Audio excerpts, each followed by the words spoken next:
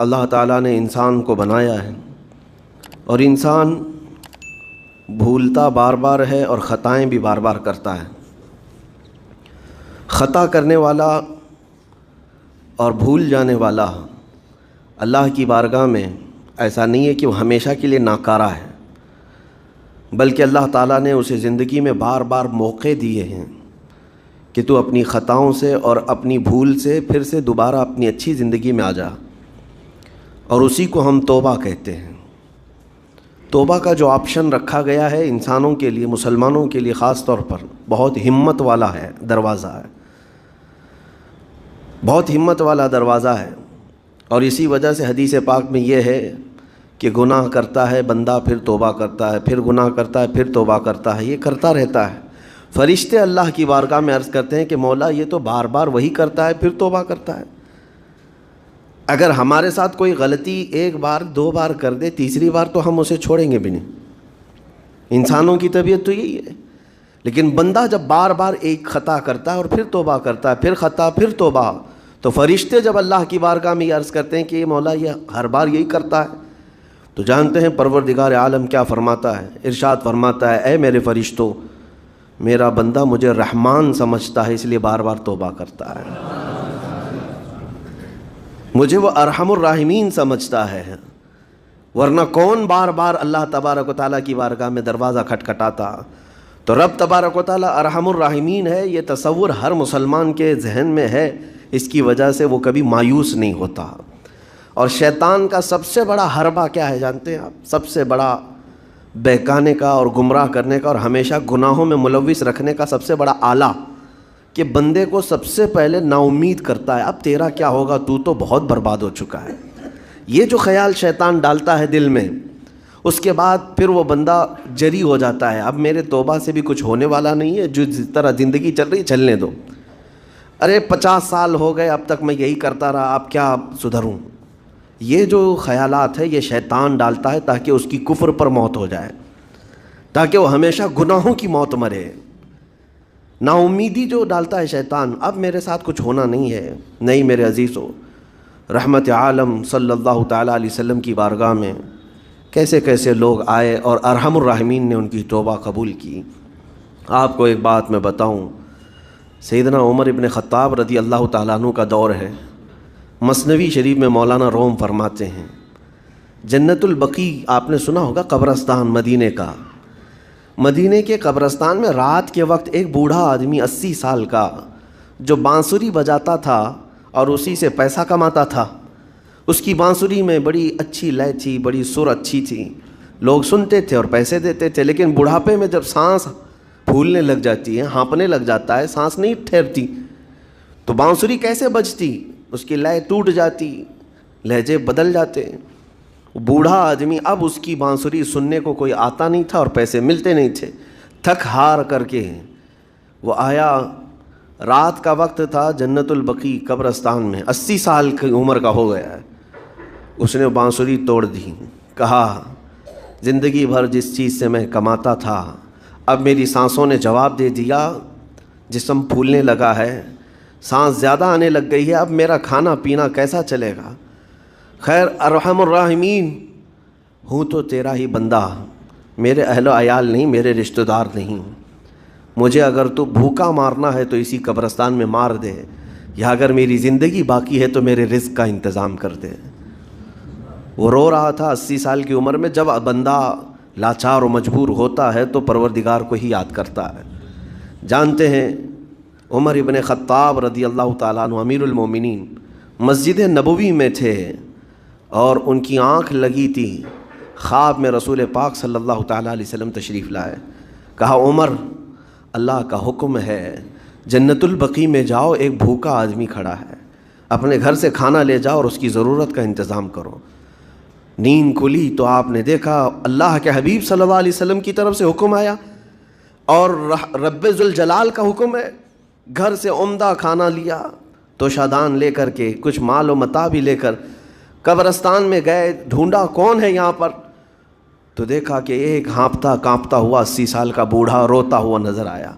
امیر المومنین اپنے ہاتھ میں توشادان لے کر اس کے قریب گئے، کہا تو بھوکا ہے؟ کہا ہاں بھوکا ہوں۔ بیٹھ چل میں تجھے کھلاتا ہوں. دسترخوان بچھا کر اسے اپنے ہاتھوں سے کھلایا اور اسے اپنی ضرورت کے مطابق جو ضروریات تھیں اس کی ضرورت کے مطابق وہ ساری چیزیں دی. وہ بوڑھا پوچھتا ہے آپ کون ہیں؟ حضرت عمر فاروق نے کہا میں عمر ابن خطاب ہوں. وہ ڈر گیا. حضرت عمر سے کون نہیں ڈرتا تھا کہ کہیں یہ کھلا پلا کر کے مجھے کوڑے نہ ماریں کہ زندگی بھر بانسری بجانے والا آج پکڑا گیا ہے. ہاں آج مجھے یہ سزا نہ دے دے. وہ کانپنے لگا. کہا کہ آپ یہاں کیسے؟ حضرت امیر المومنین کہتے ہیں میں خود نہیں آیا, مجھے اللہ کے رسول نے بھیجا. اور رب تبارک و تعالیٰ کا حکم آیا تھا کہ تو بھوکا ہے اور تو نے رزق مانگا ہے اور مجھے تیرے رزق دے کر کے بھیجا گیا ہے. وہ چیخ مار کر کے گر پڑا زمین پر اور رونے لگا, اپنے ہاتھ پھیلا کر. کہا سچ فرمایا مولا تو ارحم الراحمین ہے. 80 سال تجھ سے دور بھاگتا رہا, ایک بار کیا تجھے میں نے پکارا, تو نے وقت کے امیر المومنین کو کھانا دے کر بھیج دیا. اللہ رب العزت کی بارگاہ میں نا امیدی اور مایوسی جو شیطان لاتا ہے اس سے بندے بھٹک جاتے ہیں, بہک جاتے ہیں, انہیں توبہ کی توفیق بھی نہیں ملتی. اسی لیے میرا مولا فرماتا انا عند ظنی عبدی بی. رب تعالیٰ فرماتا میرا بندہ میرے بارے میں جیسا گمان کرتا ہے میں اس کے ساتھ ویسا سلوک کرتا ہوں. تم کیا گمان کرتے ہو؟ وہ سخت پکڑ کرے گا, ابھی مار ڈالے گا. وہ غفار ہے, قہار ہے, جبار ہے, لیکن ساتھ میں وہ ستار بھی ہے, وہ رحمان بھی ہے, رحیم بھی ہے. اگر رب تبارک و تعالیٰ ہر چیز پر پکڑ کرتا تو ہمارا تو جینا ہی نہیں تھا. یہاں پر اتنے گناہ ہو چکے. اور وہ رب تعالیٰ فرماتا وسعت رحمتی کل شیء, میری رحمت نے ہر چیز کو گھیر رکھا ہے. اللہ رب العزت بندوں کو معاف کرنے کا اظہار زیادہ فرماتا ہے. اور جانتے ہیں آپ گناہ جب عام ہوتے ہیں, میں آپ کو اپنے گھر کی بات بتا دوں. میرے گھر میں آپ 4 دن کے مہمان بن کر کے آئے ہیں. کبھی میری کھڑکی توڑ رہے ہیں, کبھی دروازہ توڑ رہے ہیں, کبھی ہمارے گھر کے برتن پٹک رہے ہیں, کبھی فرشی اکھاڑ رہے ہیں. کب تک برداشت کروں گا؟ آپ کو نکال کر باہر کر دیں گے. مہمان نہیں, یہ بلا ہو گئی, یہ گھر سارا اجاڑ رہا ہے. ایک چیز پر چھوڑ دیا جائے, 2 چیز پر چھوڑ دیا جائے, یہ انسانوں کی فطرت ہے, انسانوں کی فطرت. لیکن رب کائنات اپنی کائنات میں ہم بندوں کو اتارا ہے, ہم نے کیا نہیں بگاڑا؟ اپنے گناہوں سے اس کی زمین کو لال کر دیا. ہاں اس کی نافرمانی سے ہم نے اس کائنات کے رنگ کو بدل دیا. کھلے عام گناہ, ننگا پن, بے حیائی, عیاشی, سب کچھ ہوتا رہا. اس کی کائنات ہے, اس کی زمین ہے, اس کی سلطنت ہے. اور ان گناہوں کی وجہ سے جانتے ہیں آپ, سمندر اللہ کی بارگاہ میں عرض کرتا ہے کہ مولا تو مجھے اجازت دے دے, میں ایسی طغیانی لاؤں گا کہ یہ سب ہلاک ہو جائیں گے. ہوائیں اللہ سے اجازت مانگتی ہیں تو مجھے شدت دے دے, میں اتنا تیز اڑاؤں گی کہ ان کے پرخچے اڑ جائیں. لیکن جانتے ہو اللہ کی طرف سے جواب کیا آتا ہے؟ سمندر کو بھی رب تعالیٰ فرماتا ہے, ہواؤں کو بھی کہتا ہے رب تعالیٰ رک جاؤ, میں میرے بندوں کے انتظار میں ہوں, میرے بندوں کی توبہ کے انتظار میں ہوں کہ میرے بندے میرے پاس لوٹ آئیں گے. اسی لیے اللہ کے حبیب صلی اللہ تعالیٰ علیہ وسلم ارشاد فرماتے ہیں اللہ تعالیٰ کو سب سے زیادہ خوشی کس بات کی ہوتی ہے جانتے ہیں؟ رب تعالیٰ اپنے بندوں سے کب خوش ہوتا ہے؟ مثال دے کر کے میرے آقا نے فرمایا, مثال دے کر سمجھایا. صحرا میں, ڈیزرٹ میں ریتیلے میدان ہوتے ہیں, اس کا سفر بڑا ڈینجر ہوتا ہے. آج بھی ڈیزرٹ ہیں بہت سارے, سہارا ڈیزرٹ کا نام سنا ہوگا آپ نے. ہم گئے ہیں 200-250 کلومیٹر تک آپ چلتے رہو گاڑی, نہ ایک درخت نظر آتا ہے, نہ پہاڑ نظر آتا ہے, نہ گھر نظر آتا ہے, کچھ بھی نہیں. اس طرف میدان ریت کا اور آسمان لگا ہوا دکھتا ہے, ادھر بھی آسمان, تنہا ہم اکیلے نظر آتے رہتے ہیں. صحرا کا جو سفر ہوتا ہے بہت کٹھن ہوتا ہے. نبی پاک صلی اللہ تعالیٰ علیہ وسلم مثال دیتے ہوئے ارشاد فرماتے ایک بندہ اپنی اونٹنی لے کر, اس پہ ساز و سامان لے کر کھانے پینے کا صحرا کے سفر پر تھا. اور صحرا میں کھانا پانی بہت مقدار میں لی جاتی ہے کیونکہ کچھ ملتا نہیں, اور جلد سے جلد وہاں سے سفر گزار کر کے آنا. ایک بار اگر راستہ بھٹک گیا موت ہو جاتی ہے, وہاں پہ راستہ ملے گا نہیں. جس طرف بھی جاؤ تو لگے گا سیدھا ہی چل رہا ہوں, ڈائریکشن ہی نہیں پتہ ہوتے صحرا میں. حضور پاک صلی اللہ علیہ وسلم فرماتے ہیں ایک بندہ صحرا کے سفر میں اپنی اونٹنی کے ساتھ ساز و سامان لے کر سفر پر تھا. بیچ راستے میں اسے نیند آئی, سویا, سو کر کے اٹھا تو دیکھا اس کی اونٹنی ساز و سامان کے ساتھ غائب ہے. صحرا میں, بیچ صحرا میں. اب جو سواری تھی وہ غائب ہے، کھانا پانی تھا وہ غائب ہے، کچھ نہیں ہے ساتھ میں. گھبرا گیا، پریشان ہوا، اپنی اونٹنی کو ڈھونڈتا ڈھونڈتا تھک گیا، کبھی ادھر کبھی ادھر، کبھی ادھر کبھی ادھر، ہر جگہ کہیں کوئی نشان نظر نہ آئے. اور جب سواری نہیں ہے تو اب کئی 100 کلومیٹر کا بغیر کھانے پینے کے کیسے سفر کرتا. تھک ہار کر کے دوسرا دن ہو کہ تیسرا دن ہو، ایک جگہ وہ بندہ سو گیا، پھر سے سو گیا، اب راستہ بھی نہیں ملتا. سویا تو نیند سے اٹھا جب تو دیکھا اس کی اونٹنی بھی موجود ہے، اس کا ساز و سامان بھی ہے. یہ مثال ہے، یہ مثال ہے. میرے آقا صلی اللہ علیہ وسلم صحابہ سے اب پوچھتے ہیں، اے میرے صحابہ بتاؤ اس بندے کو جو صحرا میں گمشدہ اونٹنی جس کی مل جائے اسے خوشی کتنی ہوگی؟ صحابہ کہتے ہیں یا رسول اللہ اس کی تو جان میں جان آ گئی ہوگی، کیونکہ وہ جانتے تھے صحرا کا سفر کیا ہوتا ہے. کہا سب سے زیادہ اسے خوشی ہوگی کہ اس کا کھویا ہوا سامان مل گیا، کھوئی ہوئی سواری مل گئی. میرے آقا صلی اللہ علیہ وسلم فرماتے ہیں گمشدہ اونٹنی کے ملنے پر جیسے اس مسافر کو خوشی ہوئی، اس سے کئی زیادہ بڑھ کر کے رب تعالیٰ کو اس وقت خوشی ہوتی ہے جب ایک گنہگار بندہ واپس توبہ کر کے اس کی بارگاہ میں آتا ہے. رب تعالیٰ کی بارگاہ میں جب بندہ پلٹ کر کے آتا ہے، رب تعالیٰ فرشتوں پر اس بندے کو دکھا کر رشک کرتا ہے. ارشاد فرماتا ہے میرا بندہ میرے پاس آ گیا، میرا بندہ میرے پاس آ گیا ہے. میں نے قرآن پاک کی وہی آیت تلاوت کی ہے جس میں اللہ تعالیٰ فرماتا ہے والذین اذا فعلوا فاحشة او ظلموا انفسهم ذکروا اللہ فاستغفروا لذنوبہم.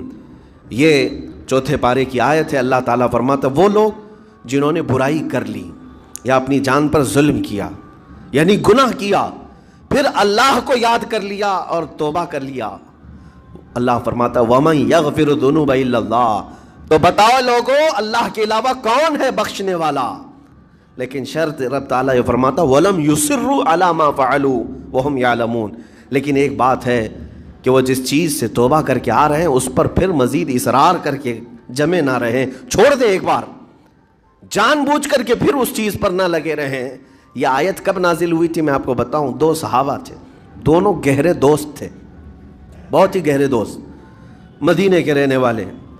اس میں سے ایک صحابی تجارت کے لیے جا رہے تھے اور ان کے گھر بار میں ان کی بیوی تھی بس اور کچھ نہیں. تو اپنے دوست سے کہا کہ میں جا رہا ہوں، مجھے آنے میں تاخیر ہو سکتی ہے، میرے گھر پر اگر کبھی سودا سلف لانے کی ضرورت پیش آئی تو میری بیوی کو یہ پہنچا دینا ساز و سامان. یہ کہہ کر کے وہ تجارت پہ چلے گئے. جو دوست صحابی تھے، دیکھیں صحابہ کے بہت سارے کام امت کے لیے درس ہیں، قیامت تک آنے والے مسلمانوں کے لیے وہ مشعل راہ ہیں. تو وہ جو دوست صحابی تھے سودا سلف لے کر کے گھر جایا کرتے تھے اپنے دوست کی بیوی کو پہنچانے کے لیے. ایک دن ایسا ہوا کہ شیطان نے ورغلایا اور سودا سلف سامان لے کر گھر گئے. ان کی خاتون باہر آئی دوست کی، انہوں نے اس خاتون کا صرف ہاتھ پکڑ لیا، ہاتھ پکڑ لیا، اور وہ عورت چونکہ مدینے کی رہنے والی صحابیہ ہیں اپنا ہاتھ تو چھڑا لیا لیکن وہ چیخ مار کر رونے لگی کہ جس پر میرے شوہر نے سب سے زیادہ اعتماد کیا، تم تو جگری دوست بھائی کی طرح تھے، ہاتھ کیسے بڑھا دیا؟ تو اس صحابی کو فوراً احساس ہو گیا کہ میں بہت بڑی خطا کر گیا، میرے بھائی اور میرے دوست کی امانت میں نے خیانت کر دیا، اس نے مجھ پر بھروسہ کیا تھا اور اس کی بیوی کا میں نے ہاتھ پکڑ لیا. بس اتنی سی بات تھی. وہ خاتون بھی رونے لگ گئی کہ میرے ساتھ کیا ہوا، یہ صحابی بھی رونے لگ گئے. احساس فوراً ہو گیا کہ میں نے غلط کیا ہے، سودا سلف لانے کے وقت مجھ سے غلطی ہو گئی، خطا ہو گئی. اب اس خطا کی وجہ سے وہ کرتے کیا؟ ان کو تو ڈر یہ تھا کہ میں اپنے دوست کو منہ دکھانے کے بھی قابل نہیں اور نہ ہی میں یہ چیز کسی کے سامنے ذکر کر سکتا ہوں، کیا کروں؟ تو مدینہ چھوڑ کر کے چلے گئے پہاڑیوں میں، اور بغیر کھانا پانی سب کچھ بھی نہیں تھا، پہاڑیوں کے بیچوں بیچ رہنے لگے اور صرف روتے تھے اور گر جاتے تھے اور کمزوری آ گئی جسم میں، اٹھنے پھرنے کی بھی طاقت نہیں تھی. اب وہ دوست ان کے صحابی تجارت سے واپس آئے، گھر میں آتے ہی ان کی خاتون نے بتا دیا کیا معاملہ پیش آیا. وہ بہت جلال میں آئے اور کہا کہ میرا دل ٹوٹ گیا، آج میری کمر ٹوٹ گئی، جس کے ساتھ ہم نے پوری زندگی بتائی آج اس نے میری عورت کے ساتھ ایسا کیسے کیا. بہرحال انسان ہے، خطا ہوتی ہے، انسان ہے. بھولنا اور خطا کرنا اس کی عادت ہے. اب ان کو دل میں تو بہت تکلیف ہوئی، کروں کیا، لیکن وہ صحابی تھے، انہوں نے کہا یہ معاملہ سیدھے حضور پاک کی بارگاہ میں رکھتا ہوں.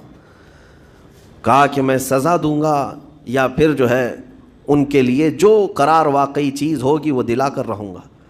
بارگاہ مصطفیٰ صلی اللہ تعالیٰ علیہ وسلم میں تشریف لائے. عرض کیا کہ آقا ایسا ایسا ہو گیا، میرے معتمد ساتھی نے میرے گھر میں ایسا معاملہ کر دیا.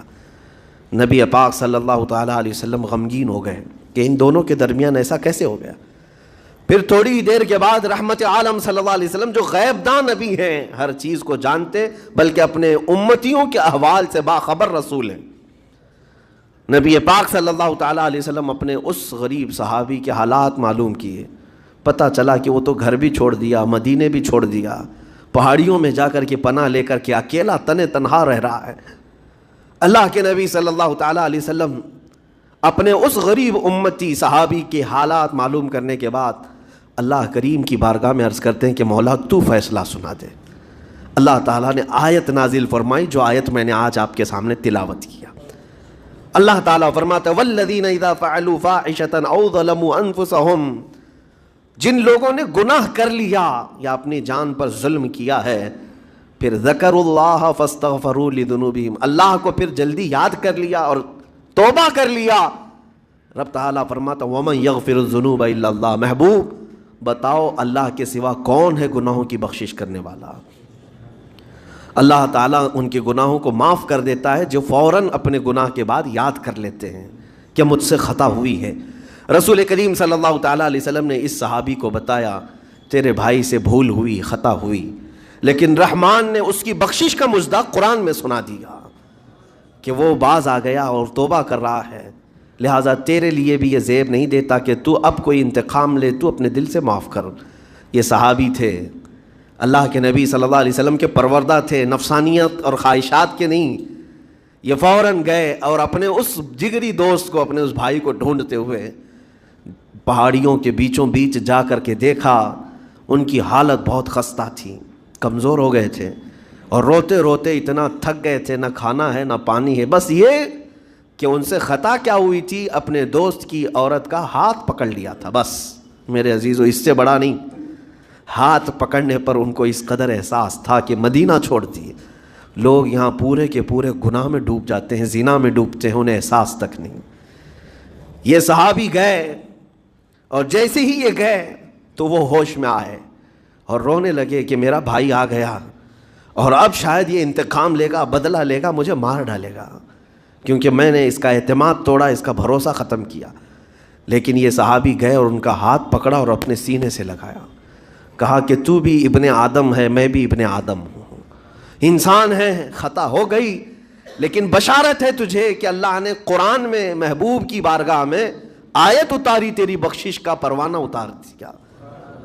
وہ اس قدر خوش ہوئے کہ اس صحابی کو تھام لیا اور کہا میں تو مایوس ہو کر پورے گھر بار سب چھوڑ کر کے آیا تھا، لیکن میرا رحمان خدا بندوں کو کبھی چھوڑتا نہیں، کبھی اکیلا ہونے نہیں دیتا، وہ مایوس نہیں کرتا.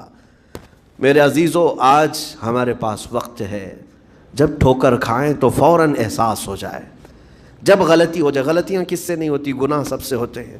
اور اسی لیے میرے آقا صلی اللہ علیہ وسلم ارشاد فرماتے ان بنی آدم خطاؤن وخیر الخطائین التوابون، آدم کی ساری اولاد خطا کرتی ہے، یعنی آدمی سب خطا کرتے ہیں، لیکن بہترین خطا کرنے والا وہ ہے جو خطا کرتے ہی توبہ کر لیتا ہے. توبہ کر لیتا ہے. کوئی رات تمہاری ایسی نہ ہو کہ بغیر توبہ کے سو جاؤ، کوئی صبح ایسی نہ ہو آپ کی جو اللہ تعالیٰ کی بارگاہ میں استغفار کر کے نہ شروع کرو.